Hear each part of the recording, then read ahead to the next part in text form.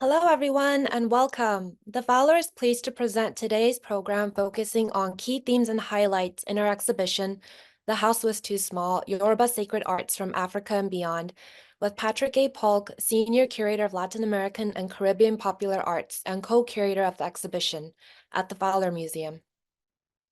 Patrick A. Polk serves as a lecturer in UCLA's Study of Religion program. His research interests include material religion and visual piety, religion and healing, popular religion in North and Latin America, and African diasporic sacred arts. He has curated Fowler exhibitions such as Botánica Los Angeles, Latino Popular Religious Art in the City of Angels, Sinful Saints and Saintly Sinners at the Margins of the Americas, and Axé Bahia, The Power of Art in Afro-Brazilian Metropolis. If you have any questions during the program, please submit them through the question and answer function found at the bottom of your Zoom screen. You can submit and upvote entries that you would like to be considered to be answered by Patrick at the end of the program. And now, over to you, Patrick. Thank you, Hannah, and thank you everybody for being here. It's my pleasure to present elements of the exhibition with you today.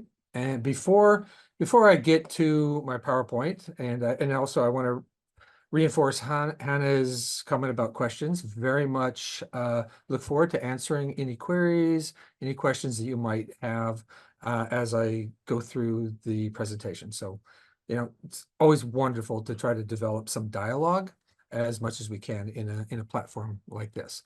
I have to read a statement first that I wish I did not have to read. But due to weather-related impacts, we regret to announce the closure of the exhibition. The House Was Too Small, Yoruba Sacred Arts from Africa and Beyond. No artworks have been affected, and public programs will continue to feature exhibition artists, curators, and advisors. The exhibition can be experienced virtually at Matterport. So again, it was one of the hardest, this is one of the hardest realities I've ever faced as a curator. But unfortunately, as the recent storms really affected a number of people in Southern California, it also impacted the museum. And we had to make the decision that the exhibition and museum had to shut to protect the objects. So, but the virtual version of the exhibition that's available on Matterport, and this will be made more available to our audiences, is amazing. It's amazing. So the exhibition will continue to live on. So please take a look at that on our website when you get a chance, and also keep up with other programs that will be going on over the next several months. Okay, so let's get going on our lunch and learn for today. Let me get the slideshow going here.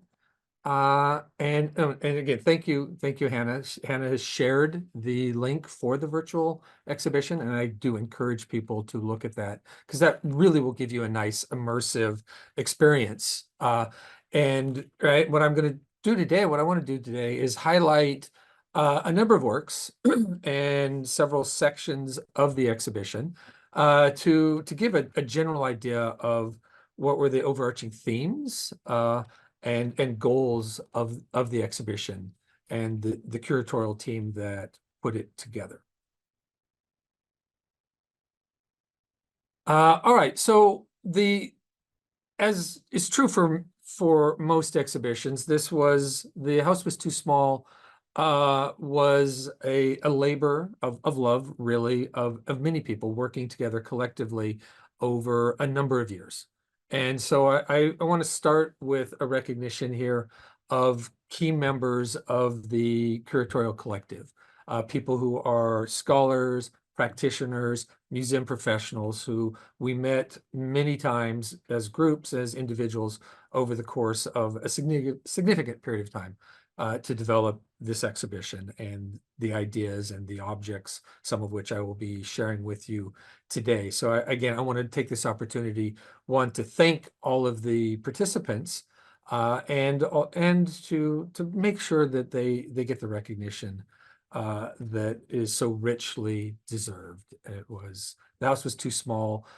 Took more people, honestly, than we could fit in the space. And this is both advisors, members of curatorial collective, community members, practitioners of the Yoruba diasporic religions that we focus on here in this exhibition, artists who create works, all of the folks at the Fowler Museum, our staff who put in an incredible amount of labor collectively to get us to the exhibition in the building, and for the ongoing digital and virtual aspects of it. So it really was an amazing team. And I want to thank everybody who participated in that.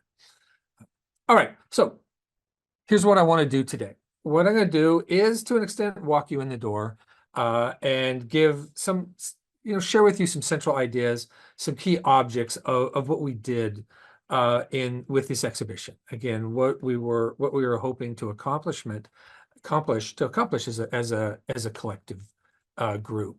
And when you come in, you're looking at two walls that function as if you step into the room. And this exhibition, as we thought about it collectively, and we were trying to see what is the best way to bring folks in physically to a grand pan, you know, a global religion. So we started with wanting to present Yoruba sacred arts with the understanding that we talk about a Yoruba Atlantic in particular. In other words, the traditional religion of the Yoruba peoples in West Africa, but then also to highlight how those religious traditions have spread out across the globe, and most specifically into the Americas, so that we can talk about Yoruba sacred arts in the context of Nigeria, in Benin, but also understanding that this world, this cosmos of aesthetic and ritual practice includes so much of the Americas, South America, Brazil, Venezuela, the Caribbean, Cuba, Puerto Rico, Grenada, Trinidad and Tobago, North America, the United States, whether in California or New York or Florida, in Canada, in Mexico, and then it goes larger than that. But what we ended up doing in this exhibition was saying, well, looking at our collections and working particularly also with local artists, is to really highlight some key points in that global Yoruba influenced context. And so the art objects that we focused on were works from West Africa, Nigeria, Benin, works from Brazil, an Afro-Brazilian tradition, particularly related to the religion of Candomblé, and then works from Afro-Cuban Lukumi or Santeria or Regla de Ocha, different terms. So really what we end up doing is juxtaposing objects from three main spheres of Yoruba religiosity on both sides of the Atlantic. And in this, we wanted to utilize fundamental Yoruba concepts and to let the exhibition move following a certain kind of logic that would be central, foundational to Yoruba philosophy and religious traditions. And so what emerged was sort of as the star of the exhibition, the spirit of the exhibition, the heart of the exhibition, was the Orisha, El Eshu Elegba. And goes by a number of different names, but Eshu is the divinity, the other than human agent that is sort of the first of things and the last of things. In other words, when you open ceremonies, you invoke Eshu Elegua as the first in to be called upon to open a pathway for spiritual, physical transformation. And Eshu is the last to be recognized in closing a ritual process. So Eshu is the one who brings things forth. Eshu opens paths. Eshu is the one who brings things to conclusion, the one who sort of seals the deal, if you want to say it that way, conceptually. And so as we we emphasized sculptures, representations, objects dedicated to Eshu at different points in the exhibition. So when you walked in, one of the first objects you saw, and it's in the middle here of this little case, it's hard to see right now, I'm going to give you a closer look in a minute, was you're greeted by Eshu. And then in the transitions from different spaces, one space to another within the exhibition, you would pass by objects representing Eshu. And then in the exit from the gallery, Eshu is the last Orisha, the last entity that you move past from beginning to end. Now you'll see this beautifully. I think you'll really be able to perceive this and see this when you get a chance to go through that online the virtual version of the exhibition, that you'll see this sort of logic in great detail, in more detail. And so here's what I'm going to highlight today. Primarily is I'm going to talk about several orishas. Orishas could be translated as sort of the ruler from Yoruba, the ruler of one's head, or perhaps the protector of one's head. Orishas are as other than human agents with whom practitioners, through ritual, through artistic aesthetic practice, sort of create a closer connection to, with the understanding that one's relationship to the orisha, to a particular orisha or a group of orishas, facilitates one's development of one's own consciousness, one's well-being, one's character. And so the orisha as reflected in artistic practices are central to the aesthetics, the arts of Yoruba and Yoruba diasporic religion. So in a minute, I'm going to focus on several of these and let us really look in particular at a number of objects. But here I'm giving you in this slide a view of the largest space in the exhibition, that after you come in you walk in, and then the largest space is where we created displays that juxtapose representations of the orisha, both in Nigerian tradition, in Afro-Cuban tradition, and Afro-Brazilian, so that folks could see and understand both continuities in symbolic colors, in understandings of how the divine manifests in material objects, how folks use ritual implements for living their religion, for engaging with other than human powers. And so we can look at both continuity and then also look at variation to understand, well, what kinds of things change in diaspora? What elements change over time? How do understandings of religious concepts and the ways in which they manifest artistically, how are they reconfigured for new places, new spaces? So we really wanted to emphasize, one, this idea that the reality that Yoruba religion is a global religious tradition. And as such, it enables folks to connect to basic principles over huge amounts of huge aspects of time and space, but that also Yoruba inspired and Yoruba religion is dynamic, as emergent, as being able to enable practitioners to respond to developing situations, to new realities of geographic place, of political, economic realities. So, which is to say that the arts that we presented in this exhibition represent the ways in which spiritual concepts, in this case, I'm talking about orishas, and the way in which they manifest.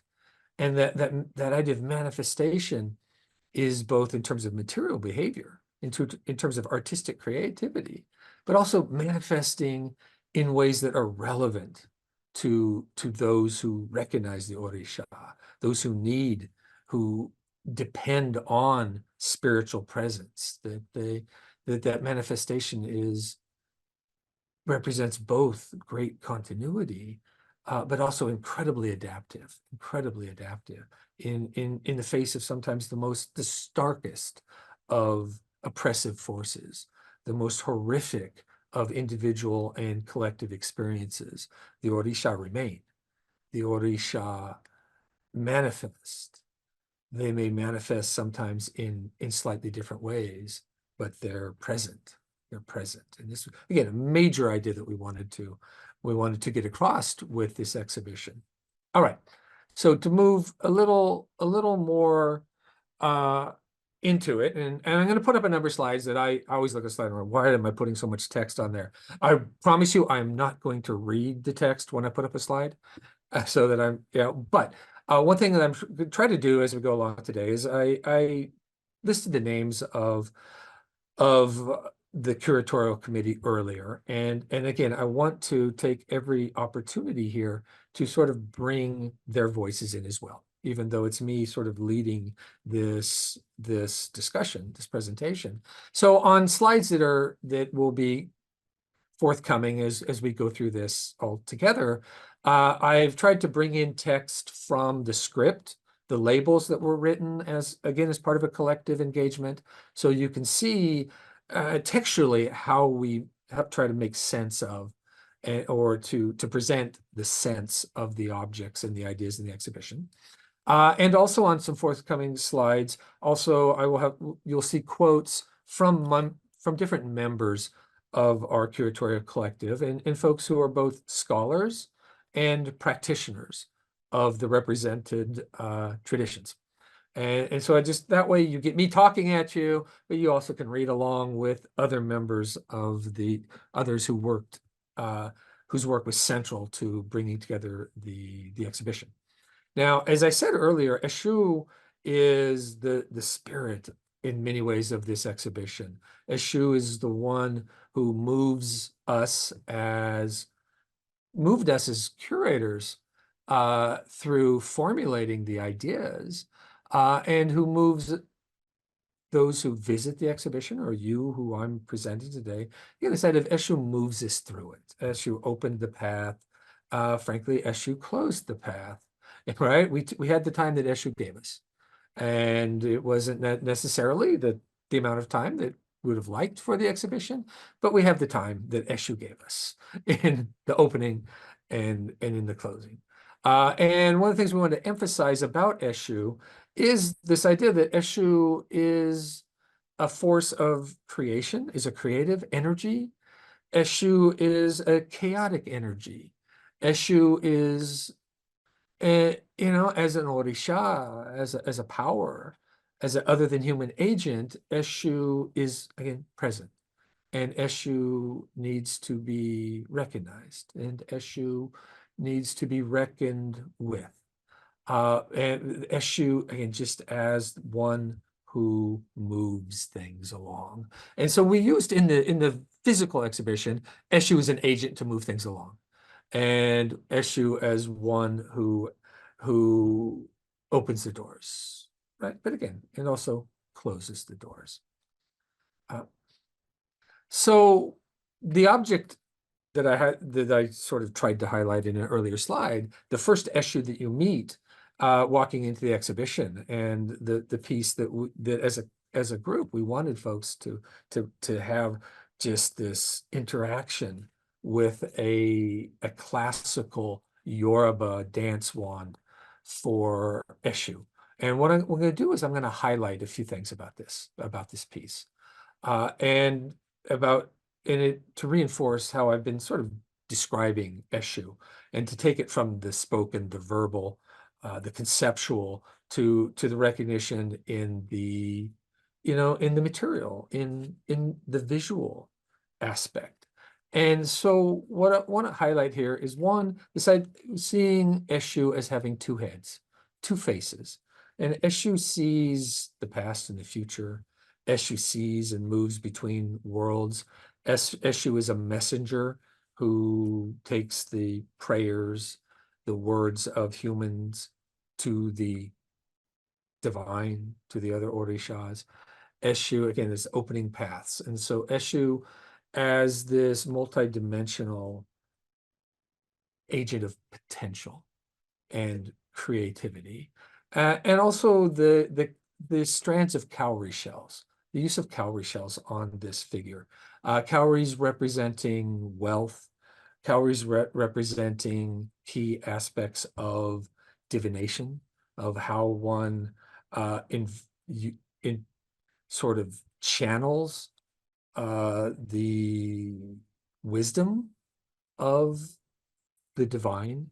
And it's a dance wand that is used that would be carried during ceremonies, carried by priests, an object of sacredness in itself, but an object that channels power, that channels divine energy.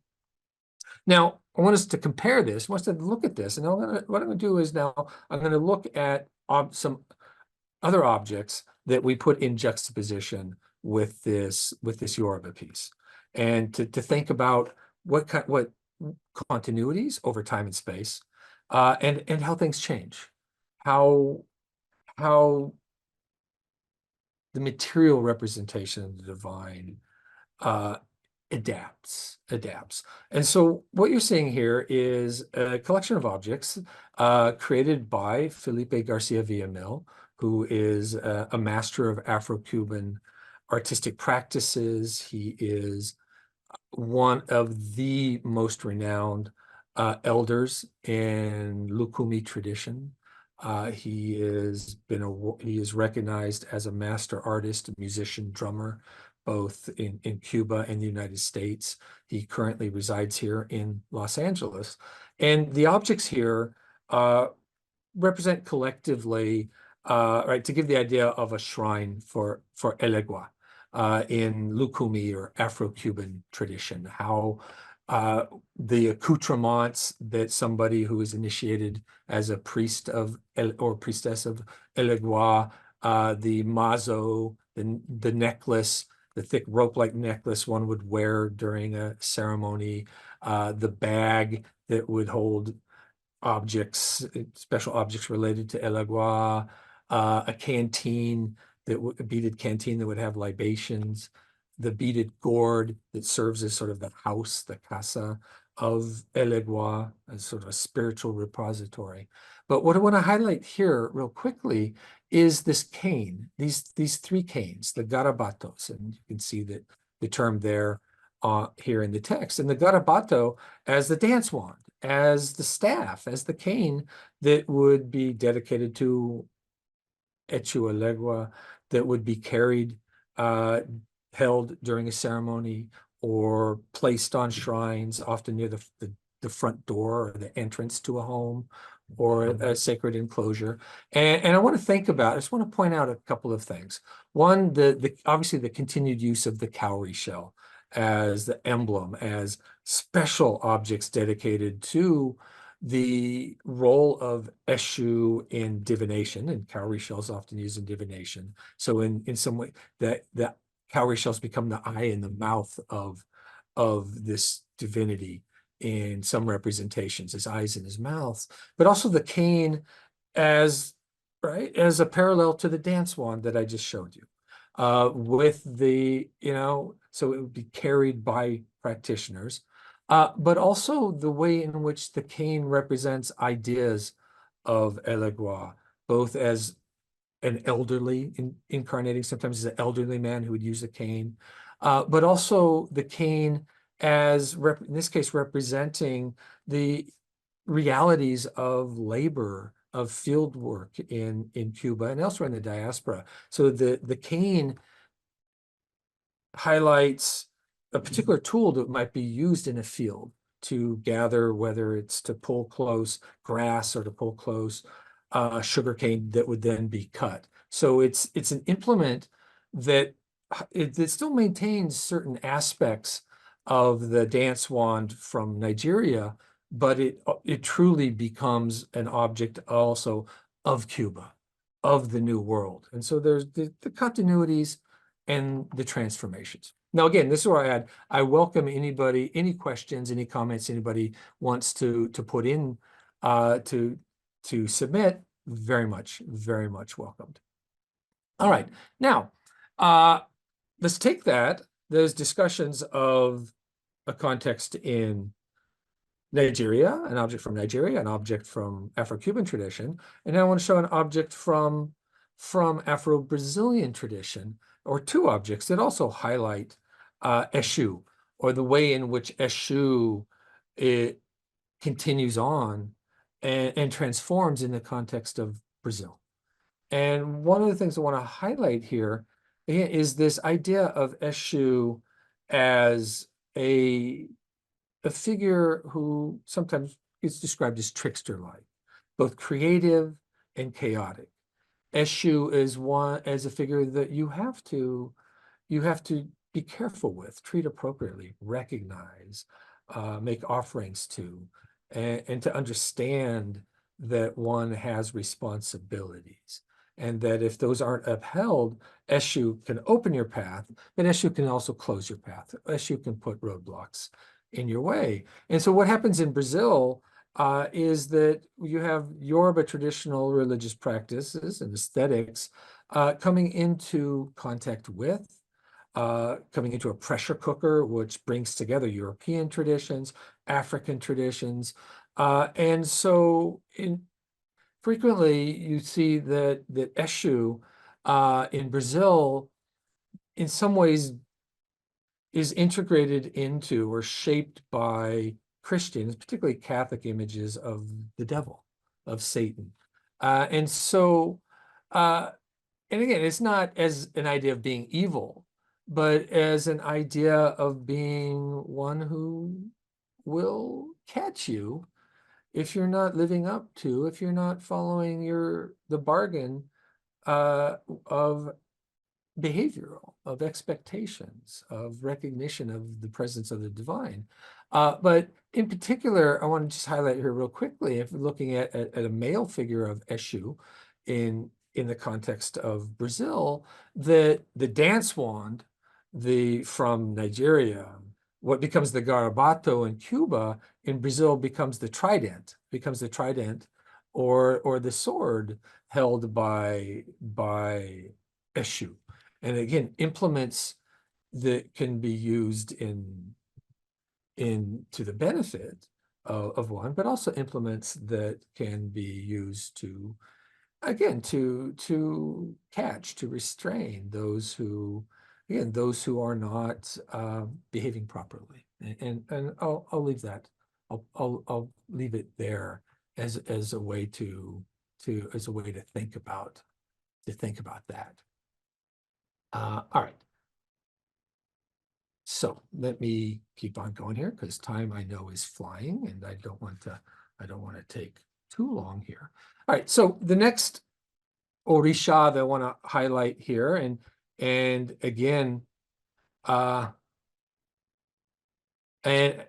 I just saw a comment that was put in by Maria D'Alessandro about the horns on these figurines reminds me of Ifa discussions around how Eshu is not the devil. And again, let me go back just a bit here. Let me go back to that. This becomes a real, actually opens up a real critical discussion that is ongoing, both in the context of Nigeria, in Brazil, in Cuba, elsewhere in the Yoruba, the global Yoruba religious art situation, is how sometimes folks get locked into things, right? There's the idea that of representing Eshu in certain ways that are resonant with, say, Christian Catholic images of the devil, provide opportunities for within a particular local context to make sense in Brazil. But then folks elsewhere have to try to make sense of that, right? And it becomes really easy in for instance, evangelical Protestant evangelizing, say, of Nigeria, where, and this again for centuries now, where it was easy for missionaries to sort of say, Eshu's the devil, because, right, as misreadings of the traditional understanding. And it was a way to sort of develop sort of derogatory representations of traditional Yoruba beliefs. And so these are discussions that still kind of go on, as folks to try to figure out. It's just like, well, no, okay, we might use imagery that's reminiscent of the Christian devil, but this is not the devil, right? We're not talking about that at all, right? It's about something else. It's like Eshu isn't evil. Eshu is Eshu, and Eshu, right, rewards, and Eshu can punish. But it's a different different concept. All right. So again, thank you for that.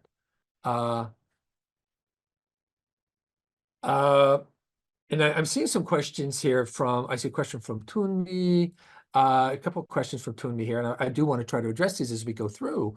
And I was curious about the traditional Yoruba amulet making Ale, and Ale, any objects there. And if folks can see the questions that Tunmi asked, and also, are there any artists of the Nigerian Brazilian returning movement featured within the show? This exhibition, what we did was we focused primarily, almost exclusively, on objects in our collection, the Fowler's collection, and we do have a substantial collection of objects from Nigeria and Benin, and then we have over the last several decades been collecting Afro-Brazilian and Afro-Cuban. So to the first question that Tumi asked of the amulet making tradition and the outlay objects, no, not in this particular exhibition. We did not. The second question, did we have any artists of Nigerian Brazilian returnee movement? Also, no. We worked, what in this show is we have works by Felipe Garcia Villamil.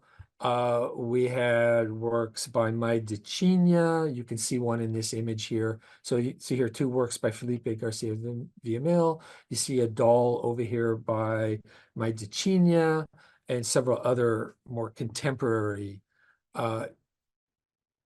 Afro-Brazilian artists. But it was many ways we had to focus primarily on our collection. And so it was much more focused on ideas than sort of a broad range of objects. But again, thank you for asking. All right. So Shango, again, another example of where we take a specific orisha, a fundamental foundational orisha, and we wanted to present Shango, again, is understood within the Nigeria and the diaspora within the traditional religious practices. So again, we tried to use both Yoruba, Afro-Brazilian, Afro-Cuban, and then sort of standard English terminologies for the divinity, again, to highlight continuity and change. And then again, juxtaposing works from different places. And so just as an example, again, is of a piece from Nigeria, and this is a classic dance wand, again, that with Oshe Shango, that would be carried by an initiate and used in ceremonies and stored on altars. And these are the objects that were central to the practice traditionally in Nigeria as key emblems, as again, objects that channel divine force or divine energy. But certainly what happens in the context of the Yoruba diaspora to the Americas is that a lot of the material culture is transformed and is changed. And in many ways, the carving traditions of Nigeria don't translate directly into the Americas. There certainly are carved objects from the 18th, 19th into the 20th centuries that are in collections. But by and large, the imagery, the visual representation changes. And so to sort of exemplify that, here's an object from Brazil, from Afro-Brazilian candomblé, that is a crown that is from the outfit, the ceremonial dress of an initiate, of someone who either, a Mãe de Santo or Pai do Santo, mother or father of the saint, someone who has been initiated as a priestess or a priest of Shango, where Shango rules their head. And crowns are certainly a tradition that carries over from Nigeria to the Americas. But I want to highlight just the way in which on the crown you have the double-headed axe that is a central emblem for Shango in Nigeria and Benin and West Africa. And again, the finding of ways to maintain that. What happens in Brazil is more often that the medium changes, that they change from wood to metal, to tin, to brass, copper alloys, either as double-headed axe emblems that would be held in the hand, or to surmount a crown in this case. And now I'm going to stop here. I'm seeing a question from Kim McLaren that came in and said, were these religious pieces gifted or sold or commissioned or made for oneself? Who could make them? Just artists, or could anyone create pieces? I'm going to take that question in a couple of ways. First, I'm going to answer it in reading it, if we're to read Kim's question, as how these objects come to the museum.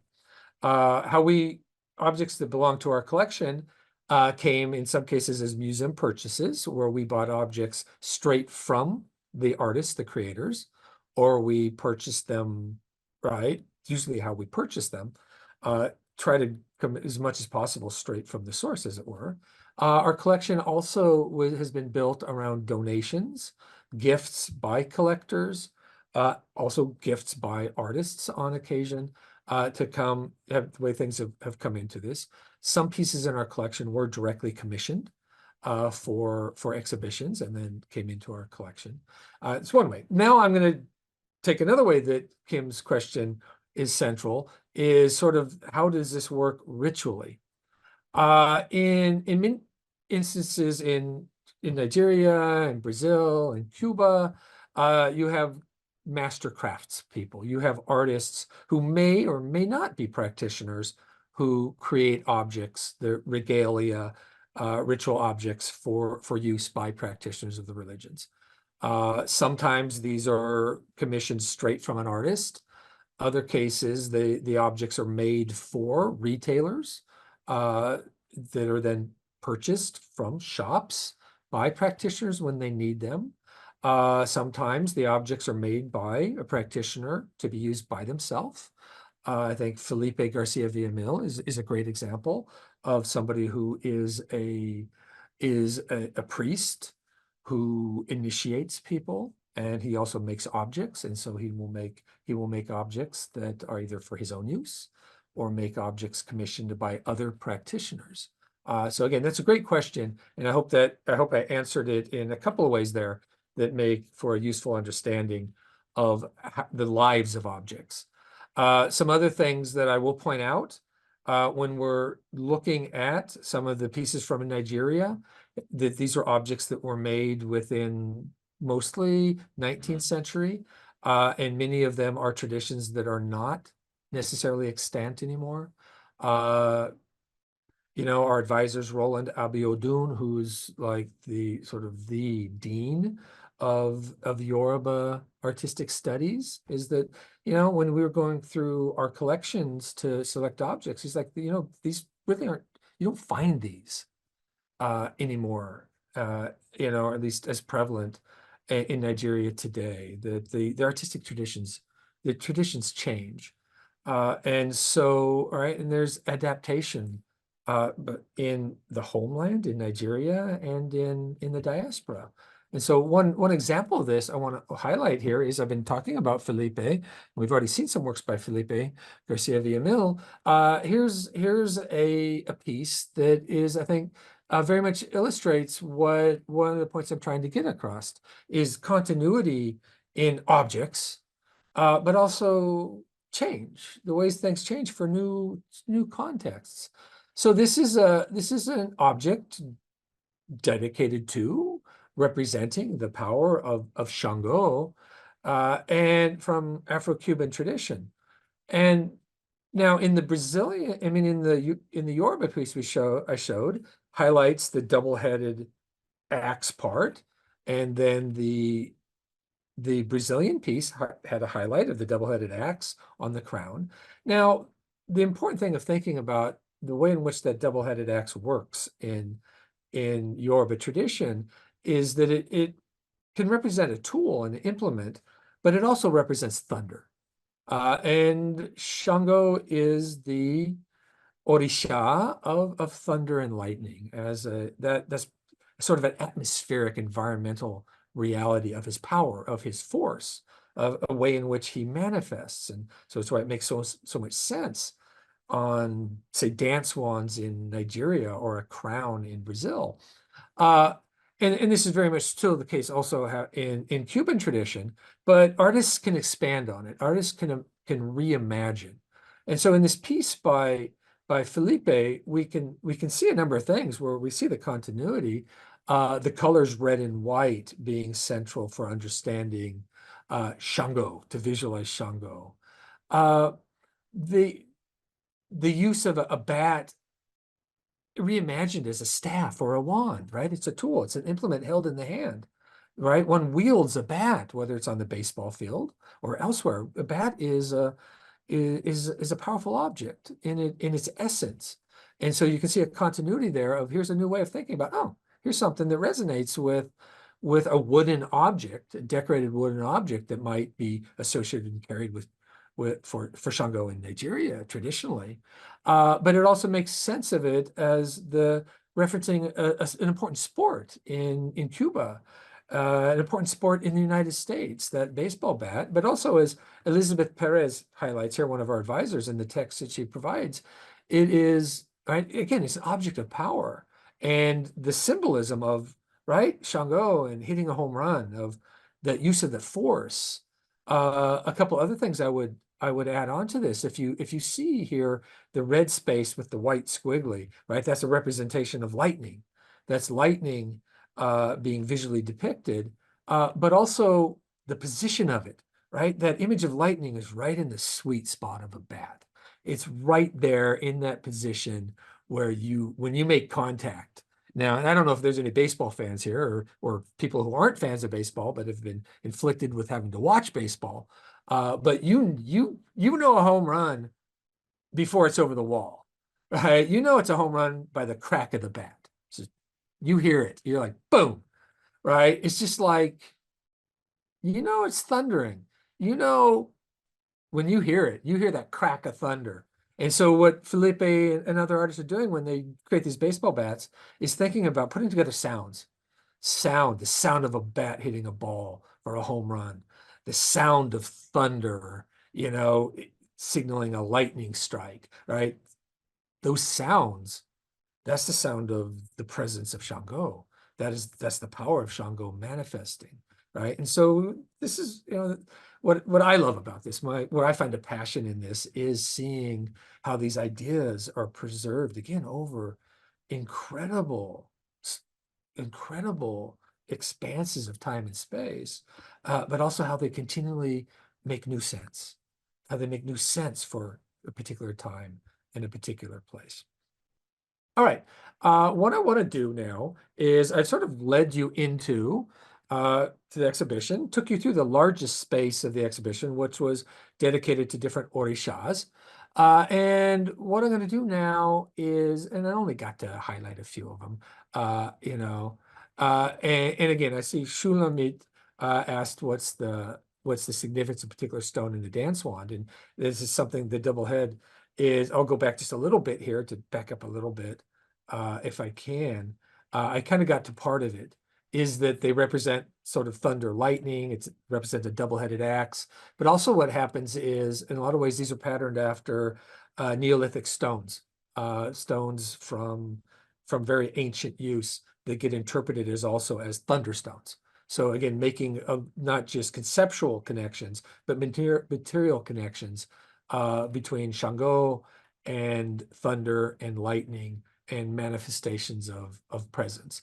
One of the beauties of certainly of Yoruba and Yoruba arts and aesthetics is the complexity of symbolic meaning, and often drawing analogies between different kinds of objects and making associations between different concepts that bring them all together to highlight a larger understanding of other than human power.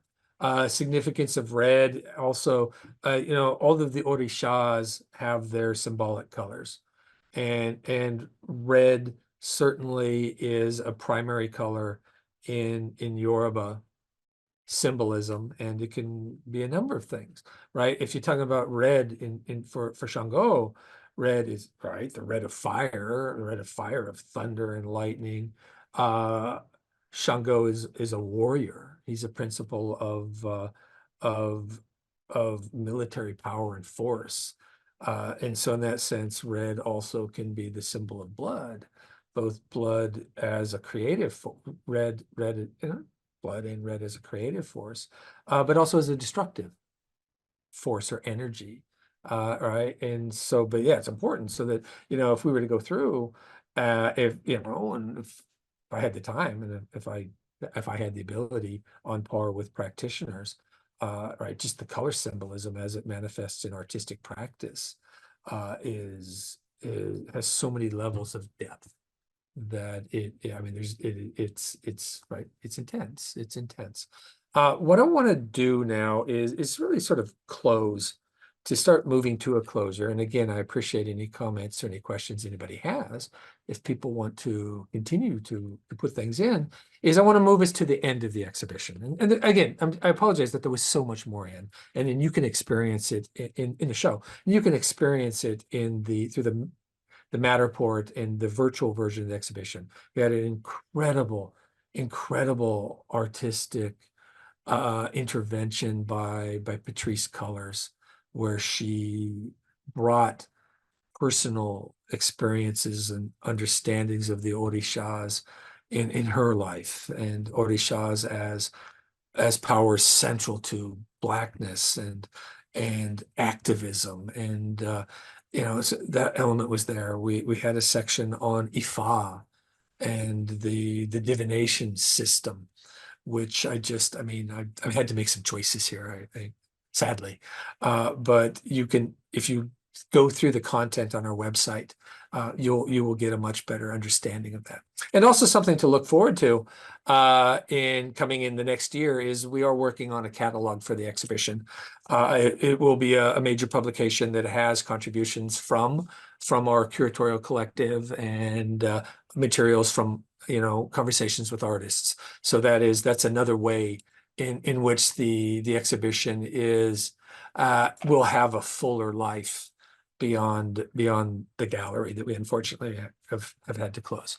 All right, so coming to the end, the curatorial team really felt it was conceptually appropriate to end with the Egun.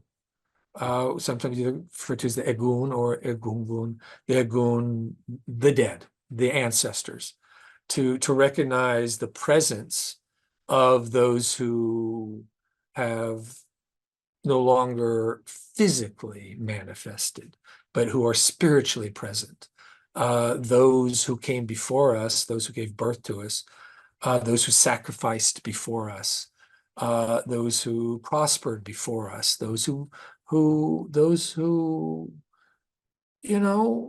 suffered right before us.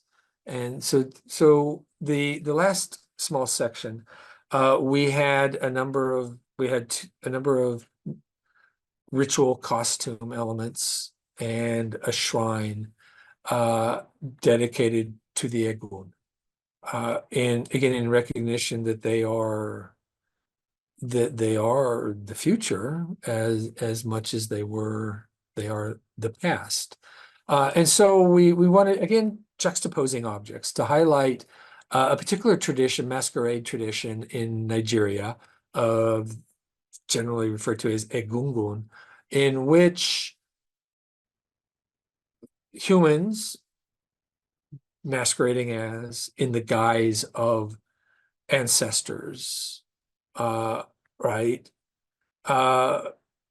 represent, engage, manifest the presence of the dead in public, and in both as rituals of recognition and honoring, but also with the understanding that the dead the dead remain connected, and that linkage between the living and the dead is essential for one's prosperity, for one's well-being, again, at the individual and collective level. And so that the Egun need to be recognized, and that they manifest. And so we took two carved masquerade tops and then another fabric textile outfit from Nigeria to put in conversation with objects from the Americas, from the Yoruba diaspora. And so the piece on this slide is an Egungun costume that was acquired from an Ile, a Candomblé community from the island of Itaparica in north of Brazil, in the state of Salvador. I mean, in the state of Bahia, in the Bay of Salvador, Bahia, and which is a space that somebody asked a question earlier about Nigerian and Brazilian returnees, and it's important to understand sort of part of that question is that the Yoruba diaspora wasn't a one-way process of Yoruba peoples coming to, say, Brazil, and then Brazilian, and then Yoruba traditions evolving and developing just in Brazil. But certainly through the 19th century, 20th century, and continuing, there's been a constant interchange back and forth of Brazilians going to Nigeria, Nigerians coming to Brazil, of Yoruba peoples and Yoruba descendant peoples going back and forth. And that has maintained certainly some very, very rich and closely interlinked traditions. And so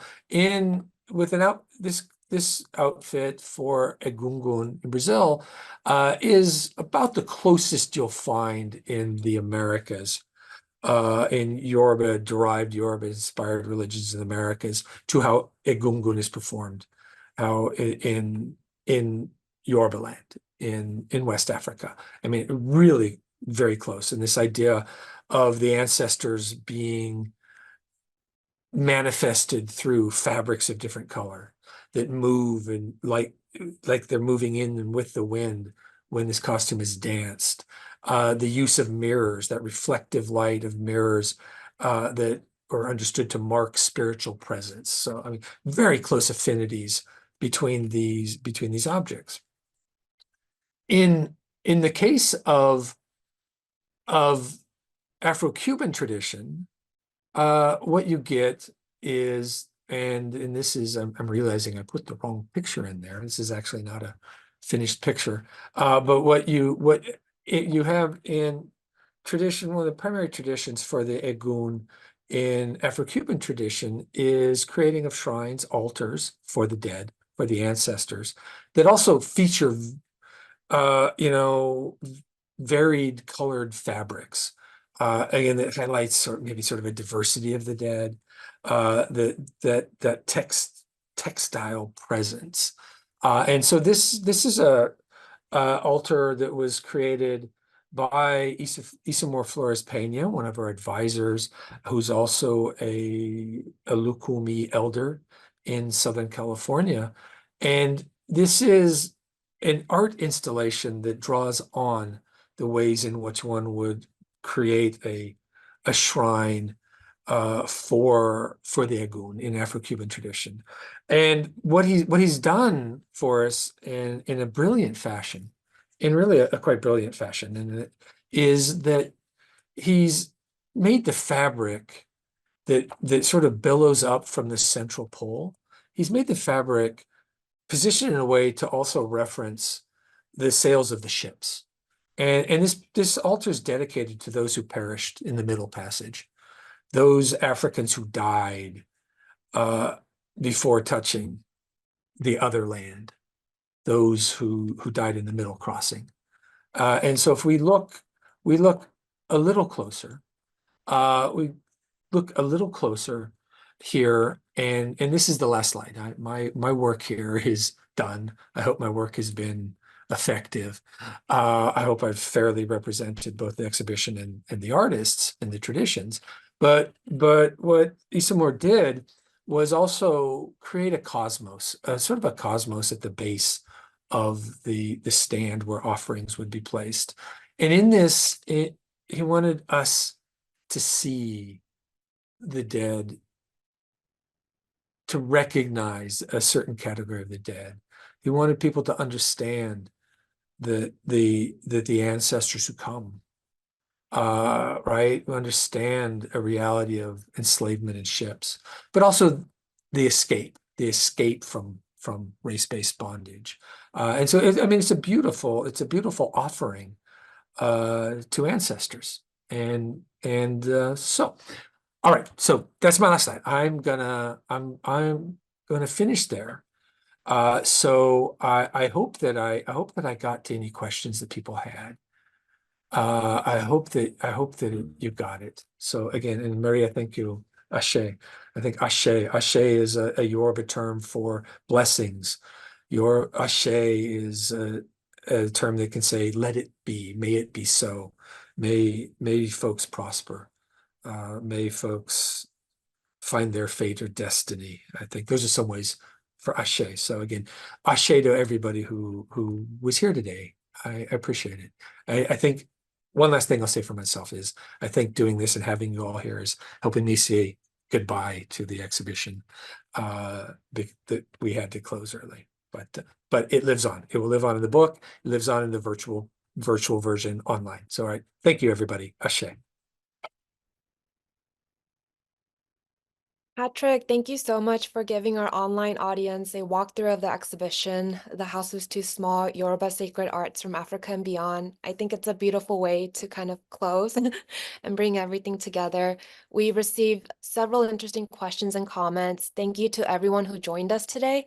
If you have not seen the exhibition yet, please visit our exhibition page on the Fowler website to access the virtual exhibition. This program has been recorded and will be uploaded to the Fowler website for you to revisit and share in a few weeks. I hope you will join us for our upcoming public programs at the Fowler. Details are on our website and also our Instagram at Fowler Museum.